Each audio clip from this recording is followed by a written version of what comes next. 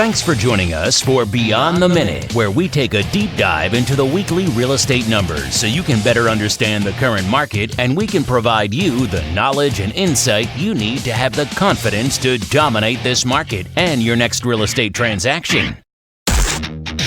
Welcome to the Monday Morning Market Minute.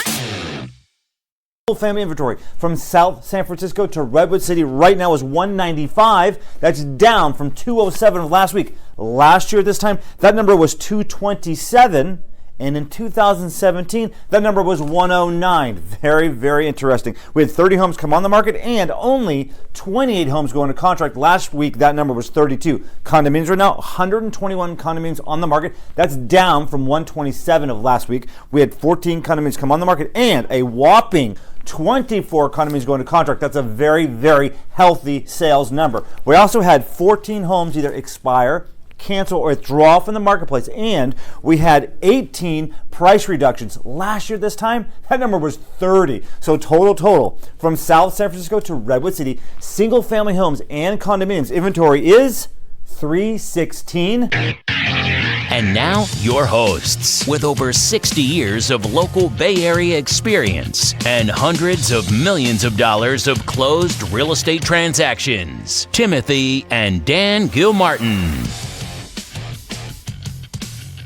Hello, this is Dan Gilmartin, sitting down with the president of the Gilmartin Group, my brother, Timothy D. Gilmartin, and welcome to episode 33 for Beyond the Minute, where Tim and myself continue to dive deep and unpack the Monday morning market minute. Good morning, Tim. Good morning, Dan. So it's November 6th, and I think I can speak for the both of us that we're a little bit surprised that the inventory is below where we were last year at this time, and that we did not exceed the 2018 total inventory peak number of 344. And I find it fascinating that the single family inventory number is at 195 today. Last year at this time, that number was 227. What I also find fascinating is the price reductions were double last year at this time, meaning there were twice as many homes that reduced their price last year versus this year's week's price reductions. That's WEEKS, week's number. That being said, we are seeing a big difference in the activity between the high-end market, 4 million and above, I would say, versus under 4 million. And obviously, the lower we go, the hotter the market. I know that's to be expected, but it's a big difference at this time. Also, in regards to the current list price sales price ratio, we are currently seeing it at 100%, which is down from the last time we checked that number of 105. And the average days on market for those homes I was studying is up to 24, which is way up for the year and has been the trend for the last 60 days. But on the brighter side, we have seen the 40 sales week in and week out on the average. Certainly the price reductions have helped in that area. So Tim, after hearing all that, what are your thoughts? Well, I have plenty of thoughts based on all of that, quite frankly, Dan. Interestingly, that last point there, meaning that sales are staying fairly static at 40, and inventory is the number that goes up and down throughout the year, which speaks to 100% versus 105% list price sale price ratio, speaks to more days on market because we have more inventory per market sale. If there's 120 homes for sale and 40 sell, that's a 3-week market. But when we get to 200 or more, it's 5 and more. You might remember my baseline is when the market's 5 weeks or more, we don't get multiple offers. When the market is 5 weeks or less, we get multiple offers. So that's kind of part of that. Regarding the trend in the marketplace, again, if we were to go back to last year at this time, we were really speaking about, we didn't do a podcast, but I think if you read or watch your video, you'll find we were speaking about inventory growing, our concern about inventory, and the fact that we were coming in for a soft landing and possible slow start. Well, what I was waiting to see and what's been proven out is how would the trend play out this year? And not reaching last year's trend speaks positively, obviously, to the marketplace. And for you to say, like single family homes, 10%, 15% less than last year at this time, that's the real bellwether measurement, right? Single family residences. That tells me a lot. It tells me, firstly, that the market has repaired itself from last year's really kind of election cycle marketplace, where when we have a contentious election, it just seems to stop. By the way, I think you should therefore pay attention to next October as a chance to look at a next softening in the marketplace. Because what it looks like to me is we're going to finish by selling off inventory. We're not going to start with as low of inventory as 2 or 3 years ago, but it'll be lower than last year or lower than this year, 2019, which again means there's going to be more energy, more price dynamics. I see the market actually, since it hasn't failed, going forth. Mm-hmm. And that was the choice, right? The choice on the chart was to break the inventory level, which would mean a further confirmation that the market has really kind of reached its spot now. But it didn't. It turned the other direction. We have less inventory, not more inventory a year later. And the price is even still higher than it was last year at this time. I bet if you did a actual sale price ratio year over year, you're going to find a 5% or more change in price. Yeah. So even though we came through a soft time, we're actually showing strong signals. And the strong signals at the moment, I think, will play out again in February. You know, where we see those price reductions, to your point about, there has been appreciation this year. It doesn't happen every day all throughout the year. You know, we usually get that in that first quarter and a half, if you will, is when we receive this appreciation. So we have owners out there who see the appreciation and they price their homes in a way and keep adding. Yeah, that's what I've said for the longest time, right? We really set the high market values between February and end of April. And then for the rest of the year, we're chasing them. And some owners price it at the value that we set then, which was really a reflection of an auction that set that price. And if you take the auction out, take the energy out of your price, you're probably going to see a drop. Yeah. So the point is, as we go later into the year, the properties that are still for sale are the ones whose prices were misstated in the first place. Certainly. And that takes us right into tales from the street. We have a lot of agents walk around saying, hey, the market is strange.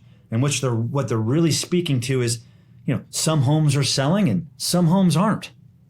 And so, that really gets to presentation, doesn't it? Absolutely. And a lot of agents not as seasoned, let's just say, and not used to what's more of a normal market. And so they're confused when really it's not very confusing at all, especially when you look at the supply and, the inventory like we're doing. How about the difference in the rhetoric? And you kind of hinted towards that a moment ago. How about the difference in the rhetoric from last year in regards to interest rates versus today? Well, how interesting. I mean, I've said all year long, like I've said for all 37 years I've been in the business, that interest rates were going up. And what did they do? They went down. And last year there were, I think, if my memory serves somewhat correct, is now at this time when we started to hear rhetoric of, well, the interest rates are going to go up. Was it going to be 1 in 2019 or was it going to be 3 times in 2019? And we were hearing that almost on a daily basis, starting right about now. Well, remember the Fed last year raised the rate right now. Well, yes, and then they were going to say, and it's not, and this is not the stop. Right, and then this year they've done what? The opposite. They reduced it, and they reduced it again just last week. By the way, how interesting is it? They reduced the rate 1/4 point, and yet the 10-year rate went up 1/4 point to 1/2 point. About 1/4 point, actually. Yeah, how? You know what the Fed says they want to do and what the market itself is doing are two different things. And the market is actually in control. Really, the Fed creates guidance, right? The federal funds rate is what they're talking about. That's the rate the banks are supposed to loan to each other. Well, guess what? Banks aren't loaning to each other right now. As a matter of fact, the Fed is the one having to loan to banks. So that kind of leads us into this repo conversation. That's what repo is, right? Repurchase agreements. Let's explain that to people who don't quite understand in terms of, the fundamental of what the banks have to do on a daily basis. Well, banking and financial institutions have to mark their books to market, or in other words, balance their books at the end of every day. You can't be under reserved. There's a required reserve ratio, so they have to borrow money. Usually, what they do is they pledge assets to get money from other banks, with the agreement to repurchase those assets at a slightly higher price, which would therefore reflect a rate of return or interest rate, a day or a week or 2 weeks out. Usually, very short term on those types of trades, and that happens every day, all the time. That's what the federal funds rate is all about. That's the interbank lending rate. Interestingly, what's happened since September is that banks have been hesitant to loan to other banks. mostly due to the European banking system, which is a different banking system than ours. And yet they have branches and requests for money in the U.S. because they own or have banks in the United States as well. So what happened was banks have decided or have gotten nervous about that and have opted out of loaning to each other, which means now the Fed has to loan to the banks. And that's created a bit of a conversation about liquidity, about this is what happened in 2007, for instance, was the repo market, or the Fed had to start funding the marketplace, and that's caused an interesting stir for people in the marketplace. My thought on it, quite frankly, is that they've put so much more money into the marketplace that there's plenty of facility for this, and it's probably not going to have, and doesn't seem to have had any effect on interest rates so far. Sure. But it's a symptom of what's going on overall in the money markets, and what to watch out for. I mean, if something happens, if Europe implodes, we will feel it here. They don't get to just be, mutually exclusive from us. Sure. So that's where that plays out. Okay. That sold for what? Back to real conversation about real estate. We have a home in San Mateo again. A 3-bedroom, 3 full bathroom, 1,900 square feet on a 5,500 square foot lot. The address was 825 Maple Street. Kind of the cat's meow location when everybody wants to be walk to town location, right? Absolutely. I mean, on the flat land, it's down at the bottom of the hill, 2 blocks west of El Camino, 3 blocks from 3rd. Sure. The asking price was $1,980,000. That came out just about $1,000 a foot. Yeah, about $1,000 a foot. That came out September 26th is when it came on the market. It sold in 8 days. They accepted an offer in 8 days and ultimately closed escrow just yesterday. And it closed at $2,376,000. Wow, 20% above. Well, I mean, let's be real. That's about presentation.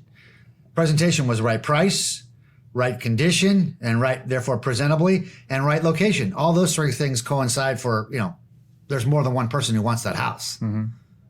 When you look at the price per square foot, just a smidgen over $1,000 a square was the ask, and then they come out and close at $1,250 a square. Now amazing. Now there's other homes around in that they're wanting to do that, Right. But well, the house was perfect shape, ready to go. Yeah. Moving condition. Absolutely. All the upgrades. Absolutely. Right. In other words, presentation. Your house, the main issue of your presentation is your price. And then if your condition and location match your price, you're going to be able to sell your home. Absolutely. So looking forward after all of this conversation, seeing what happens on Maple, what are we looking for now? Here we're in November, pushing into the 2020. What are we looking for? I'm watching for inventory burn off. In other words, what sells, what's canceled, what's withdrawn, to see how we end the year. Because the next benchmark we're looking for now is, well, twofold. Number one, do we stay in the realm of below inventory, which I absolutely expect to happen? And then what does the first Monday of January say relative to total inventory? Because that's the number then we start to build from there. I mean, when we really were maxing price dynamics, that number was 50, 60, 70 homes out of 66,000. Right now, there's 195. I mean, this is usually when you and I look at each other and say, what do you predict for next year as the opening inventory? Go there. So we should have 2 numbers. What's the last day of December inventory? What's the first Monday of January inventory? Because they will be different. A lot of listings expire on the 31st. Sure. Right? So I'm going to say right now, last day of December, 135. First day of January, first Monday of January, 110. I was going to say 96. For first day of January? Yeah. Okay. What about last day of December? So 180. Or go like a 50. Well, what was your December? So you want 130. 135, I think, by the end of the year. I think we're going to burn off inventory at about 135. Yeah. But I think we start the new year at 110. Over 100. And you're saying under 100. I'm going to say under 100. So why don't we go over versus under and see what happens? Okay. Over 100 versus under 100 on the first Monday of January. The less, the more dynamic. Yes. Right? The less dynamic. Now, that dynamic is created by everything we sell between now and the end of the year and everybody who quits. right? And that creates the starting number. We do know one thing. It's buying season. Right now is buying season, no question about it. I always like to buy November, December myself. People who are selling then really want to sell. People buying then looking for things to buy. There's some values to be made out there. I'll tell you, I missed out on an apartment building yesterday, Dan. Multiple offers came in when they got the price right, but the price is 20% less than what the building would have sold for back in April. That is very interesting. For a perfect location, by the way, the problem being with the new laws of rent control and so on. But the reality is that's just in that category right now, a great value opportunity for that property there. I mean, if you just look at rent to price dynamics, it was 20% better. 18 times gross versus 21 were the comps.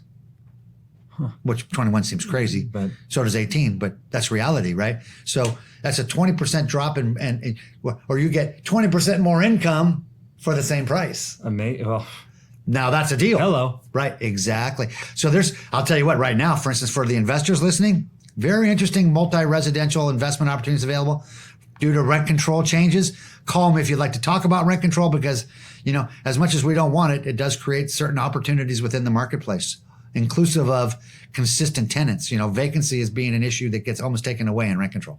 That's a good time to invite our listeners to listen to the video that you did, watch or listen to the video you did a few weeks ago. So depending on where you're hearing this now, you can go to our website. That's www.thegilmartins.com and hit the blog button, and you can watch Tim's 20-minute. It's actually a fairly inclusive video on rent control as passed by the state law now, compare it historically to other rent control laws in California, essentially as a warning as to what likely will be coming along the way.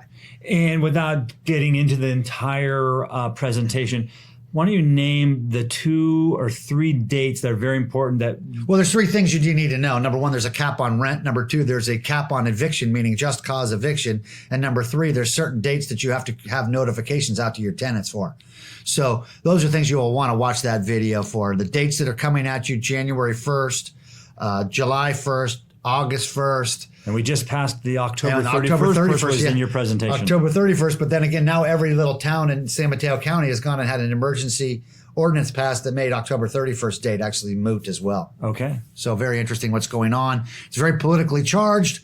The reality is, folks, as an investment property owner, it means fewer units will be added to the marketplace, fewer people will move, and rents for vacant units will go up.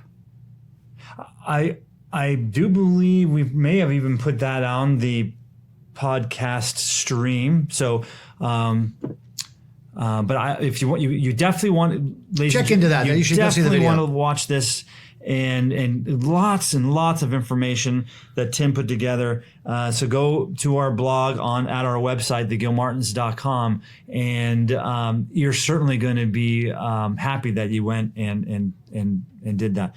Well, we're kind of running out of time right now, so want to continue to stay in the know of what's really going on with the Mid-Peninsula market, then simply stay tuned to the weekly Monday morning market minute, and then listen to Beyond the Minute to discover if the inventory has any dramatic shifts, if sales are staying on pace, or if there are any market events that could lead to change. Thank you again for listening. If you have any questions, continue to reach out to Tim or myself, and keep going to our website. Tim's email is tim@thegilmartins.com. I'm dan@thegilmartins.com. Plus, when you decide to subscribe to our show on iTunes, Google Play Store, Stitcher, Spotify, or Pandora, you can feel comfortable that you won't miss on any new episodes. Also, it would be just fabulous if you could leave us a 5-star review, which makes a big difference in spreading the word out to even more people. Have a great day, and we'll speak to you next week.